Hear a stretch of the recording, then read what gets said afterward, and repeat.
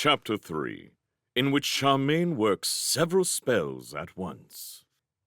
The bathroom was as reassuring as Great-Uncle William's kindly voice. It had a worn greenstone floor and a little window, at which fluttered a green net curtain, and it had all the fitments Charmaine knew from home.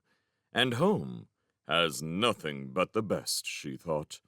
Better still, it had taps and the toilet flushed. True, the bath and the taps were strange, slightly bulbous shapes, as if the person who installed them had not been quite sure what he or she was aiming at. But the taps, when Charmaine experimentally turned them on, ran cold and hot water, just as they were supposed to, and there were warm towels on a rail under the mirror. "Perhaps I can put one of those laundry bags in the bath," Charmaine mused.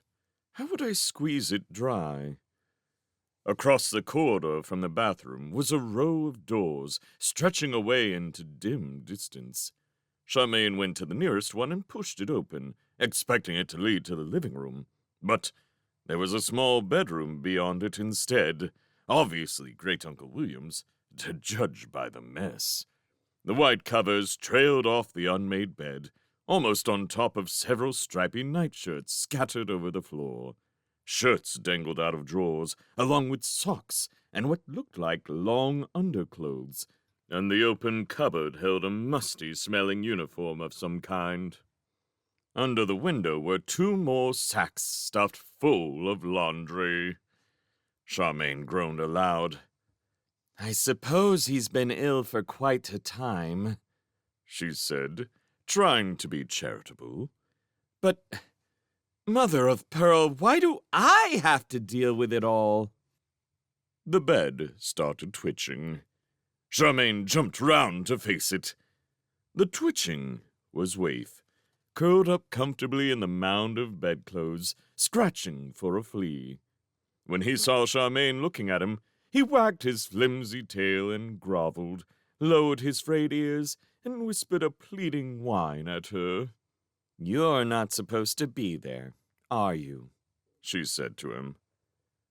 "All right, I can see you're comfortable, and I'm blowed if I'm sleeping in that bed anyway." She marched out of the room and opened the next door along.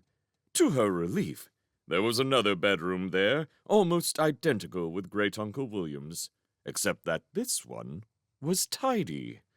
The bed was clean and neatly made, the cupboard was shut, and when she looked, she found the drawers were empty. Charmaine nodded approval at the door and opened the next door along the corridor.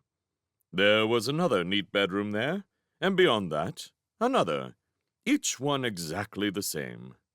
"I'd better throw my things around the one that's mine, or I'll never find it again," she thought. She turned back into the corridor to find that Waif had come off the bed and was now scratching at the bathroom door with both front paws. "You won't want to go in there," Charmaine told him. "None of it's any use to you." But the door came open somehow before Charmaine got to it. Beyond it was the kitchen. Waif trotted jauntily in there, and Charmaine groaned again. The mess had not gone away.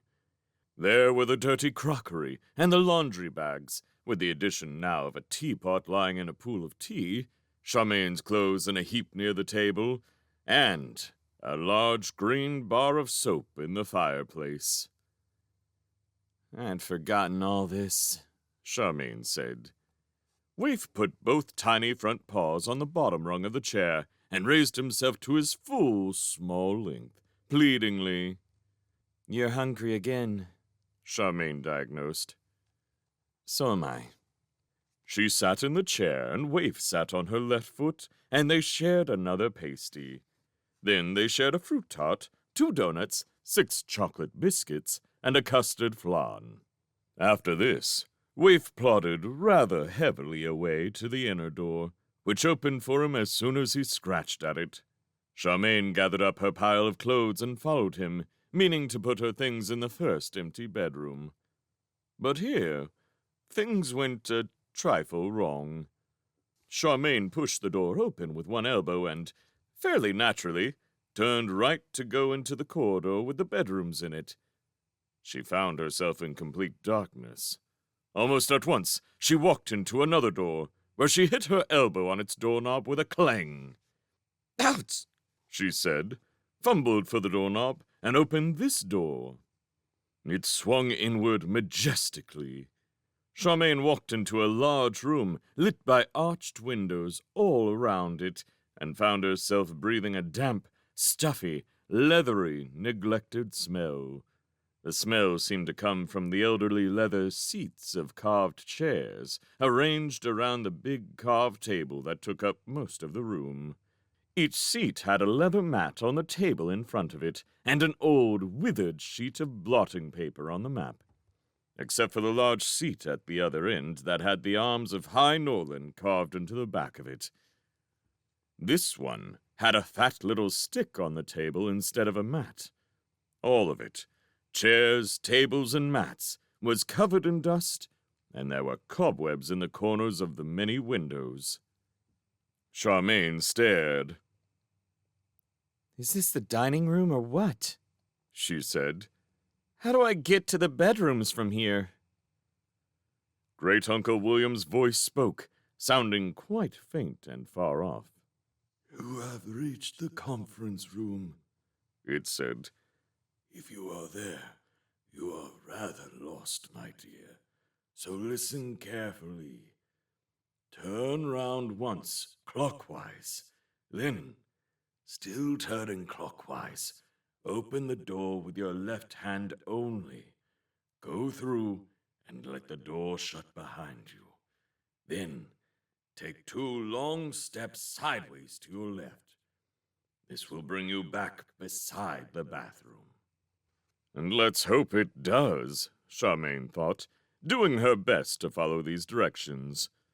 All went well, except for the moment of darkness after the door had swung shut behind her, when Charmaine found herself staring into a totally strange stone corridor. An old, bent man was pushing a trolley along it, loaded with steaming silver teapot, jugs, and chafing dishes, and what looked like a pile of crumpets. She blinked a little, decided that she would not do any good, either to herself or the old man, by calling out to him, and took 2 long steps to the left instead. And then, to her relief, she was standing beside the bathroom, from where she could see Waif turning round and round on Great Uncle William's bed in order to get comfortable. Charmaine said, and went and dumped the pile of clothes on top of the chest of drawers in the next bedroom along. After that, she went along the corridor to the open window at the end, where she spent some minutes staring out at the sloping, sunlit meadow and breathing the fresh, chilly air that blew in from it. A person could easily climb out of this, she thought, or in. But she was not really seeing the meadow or thinking of fresh air. Her real thoughts were with that enticing book of spells that she had left open on Great Uncle William's desk. She had never in her life been let loose among magic like this. It was hard to resist. I shall just open it at random and do the first spell I see, she thought. Just one spell. In the study, the Book of Palimpsest was, for some reason, now open at a spell to find yourself a handsome prince. Charmaine shook her head and closed the book. "Who needs a prince?" she said. She opened the book again, carefully at a different place. This page was headed, A Spell for Flying. "Oh, yes," Charmaine said. "That's much more like it." She put her glasses on and studied the list of ingredients. A sheet of paper, a quill pen. Easy, there's both on this desk. 1 egg. A kitchen. 2 flower petal, 1 pink and the other blue. 6 drops of water, bathroom. 1 red hair, 1 white hair, and 2 pearl buttons. "No problem at all," Charmaine said. She took her glasses off and bustled about assembling ingredients. She hurried to the kitchen. She got to that by opening the bathroom door and turning left, and was almost too excited to find that she had got this right, and asked the air, Where do I find eggs? Great Uncle William's gentle voice replied, Eggs are in a crock in the pantry, my dear. I think it's behind the laundry bags. I do apologize for leaving you with such disorder. Charmaine went into the pantry and leaned across the laundry bags, where, sure enough, she found an old pie dish with half a dozen brown eggs in it. She took one of them carefully back to the study. Since her glasses were dangling on their chain, she failed to notice that the Book of Palimpsest was now open at A Spell to Find Hidden Treasure. She bustled over to the study window, where the flower petals were ready to hand on a hydrangea bush that was one half pink and the other blue. She laid those beside the egg and rushed to the bathroom, where she collected the 6 drops of water in a tooth mug. On the way back, she went across the passage to where Waif was now curled up like a meringue on Great Uncle William's blankets. Excuse me, Charmaine said to him, and raked her fingers along his ragged white back. She came away with quite a number of white hairs, one of which she put beside the flower petals, and added to that a red hair from her own head. As for the pearl buttons, she simply ripped 2 of them off the front of her blouse. Right, She said, and put her glasses eagerly on again to look at the instructions. The Book of Palimpsest was now open at A Spell for Personal Protection. But Charmaine was too excited to notice. She looked only at the instructions, which were in 5 stages. Stage 1 said, Place all ingredients except quill and paper in a suitable bowl. Charmaine, after taking her glasses off to stare searchingly around the room, and finding no bowl, suitable or not, was forced to go off to the kitchen again. While she was gone, lazily and slyly, the Book of Palimpsest turned over another couple of pages. When Charmaine came back with a slightly sugary bowl, having tipped all the sugar out onto a not-too-dirty plate, the book was open at A Spell to Increase Magical Power. Charmaine did not notice. She put the bowl down on the desk and piled into it the egg, the 2 petals, the 2 hairs, and her 2 buttons, and dripped the water carefully in on top. Then she put her glasses on and leaned over the book to discover what she did next. By this time, the Book of Palimpsest was displaying A Spell to Become Invisible, but Charmaine only looked at the instructions and did not see this. Stage 2 told her to mash all ingredients together using only the pen. It is not easy to mash up an egg with a feather, but Charmaine managed it, stabbing with the sharpened end over and over until the shell fell to pieces, then stirring so hard that her hair fell down over her face in red strands, and finally, when nothing seemed to mix properly, whisking with the feather end. When she finally stood up, panting, and pushed her hair away with sticky fingers, the book had turned over yet another page.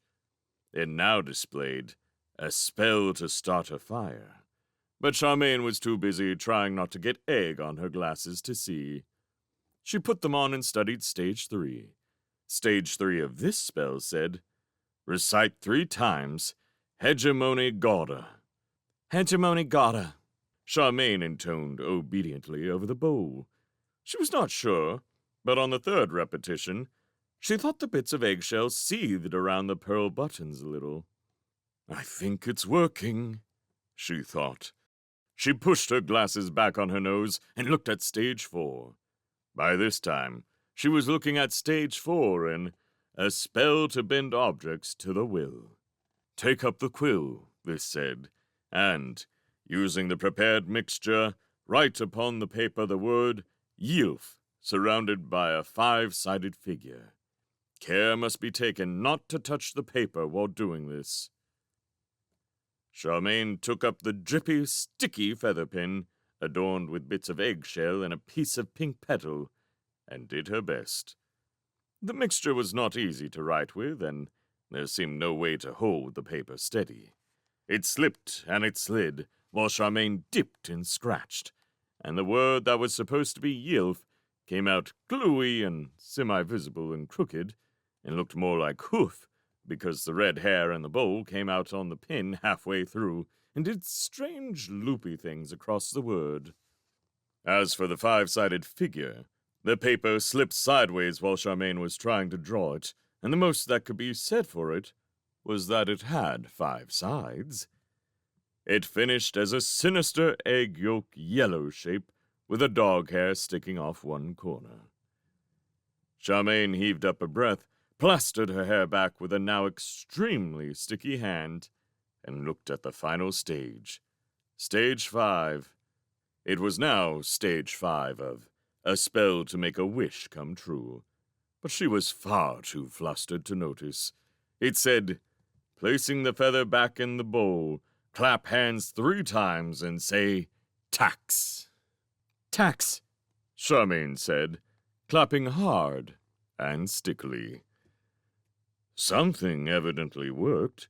The paper, the bowl, and the quill pen all vanished, quietly and completely. So did most of the sticky trickles on Great Uncle William's desk. The book of palimpsests shut itself with a snap. Charmaine stood back, dusting crummy bits from her hands, feeling quite exhausted and rather let down. but I should be able to fly. She told herself. I wonder where the best place is to test it out. The answer was obvious. Charmaine went out of the study and along to the end of the passage, to where the window stood invitingly open to the sloping green meadow. The window had a broad, low sill, perfect for climbing over. In a matter of seconds, Charmaine was out in the meadow in the evening sunlight, breathing the cold, clean air of the mountains. She was right up in the mountains here, with most of High Norland spread out beneath her, already blue with evening. Opposite her, lit up orange by the low sun and deceivingly near, were the snowy peaks that separated her country from Strangia, Montalbino, and other foreign places. Behind her were more peaks where large dark gray and crimson clouds were crowding up ominously. It was going to rain up here soon, as it often did in High Norland, but for the moment it was warm and peaceful. There were sheep grazing in another meadow just beyond some rocks, and Charmaine could hear mooing and bells tinkling from a herd of cows somewhere quite near. When she looked that way, she was a trifle startled to find that the cows were in a meadow above her, and that there was no sign of Great Uncle William's house or the window she had climbed out of. Charmaine did not let this worry her. She had never been this high in the mountains before, and she was astonished at how beautiful it was. The grass she was standing on was greener than any she had seen in the town. Fresh scents blew off it. These came, when she looked closely, from hundreds and hundreds of tiny, exquisite flowers growing low in the grass. Oh, Great Uncle William, you are lucky, she cried out. Fancy having this next door to your study. For a while, she wandered blissfully about, avoiding the bees that were busy among the flowers and picking herself a bunch that was supposed to be one of each kind. She picked a tiny scarlet tulip, a white one, a starry golden flower, a pale pygmy primrose, a mauve harebell, a blue cup, an orange orchid, and one each from crowded clumps of pink and white and yellow. But the flowers that took her fancy most were tiny blue trumpets, more piercingly blue than any blue she could have imagined. Charmaine thought they might be gentians, and she picked more than one. They were so small, so perfect, and so blue. All the time, she was wandering farther down the meadow, to where there seemed to be a drop-off of some kind. She thought she might jump off there and see if the spell had made her really able to fly. She reached the drop-off at the time when she found she had more flowers than she could hold, There were 6 new kinds at the rocky edge that she had to leave where they were. But then she forgot flowers and just stared. The meadow ended in a cliff half the mountain high. Way, way below her, beside the little thread of the road, she could see Great Uncle William's house, like a tiny gray box in a smudge of garden. She could see other houses, equally far off, scattered up and down the road, and lights coming on in them in tiny orange twinkles. They were so far below that Charmaine gulped, and her knees shook slightly. I think I'll give up flying practice for the moment, She said.